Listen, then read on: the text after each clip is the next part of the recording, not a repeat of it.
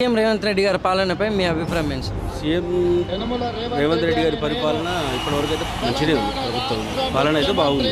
వృధా ఖర్చులు బీడ్స్ అంటే గతంలో చేసిన కేసీఆర్ అయితేనేమో 7 లక్షల కోట్లు అప్పు చేసి మీటింగులు పెద్ద మీటింగులు పెద్ద భారీ ప్రోగ్రాంలు అంగరంగ వైభవంగా అన్ని రకాల కార్యక్రమాలు అముక టముక అది ఇది అని చెప్పేసారని ఉచిత పథకాలని ఇష్టం వచ్చినట్టు డబ్బు అంతా వృధా అయిపోయింది.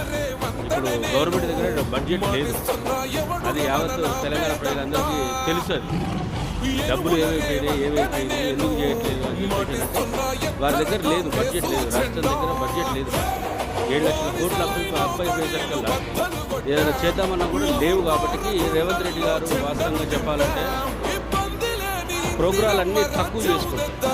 అధికారంలో ఉన్న ప్రోగ్రాలు చేయాలంటే చేయొచ్చు, కానీ పెద్ద మీటింగ్లు కానీ పెద్ద ప్రోగ్రాలు కానీ అన్ని వాయిదా రూపాయి పోగు వేసి ఎవరికి ఏ విధంగా చేస్తే బాగుంటుందన్న ఆలోచనతో చేసుకుంటూ ముందుకు పోతుందని చెప్పి లోకల్ జనాలందరూ అంటున్నారు.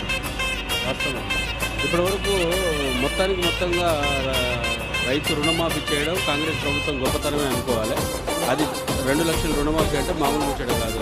అసలు చేయాల్సింది రైతులకే, ఎందుకంటే వాళ్ళు లేదు మనం లేదు. 5 ఏళ్ళు నోట్లకు పోవాలంటే రైతులు కష్టపడి చేస్తేనే మనకి అందరం బతాం చల్లగా ఉంటాం. మనం రైతులకు 2 లక్షల రుణమాఫీ అంటే మామూలు ముచ్చడం కాదు.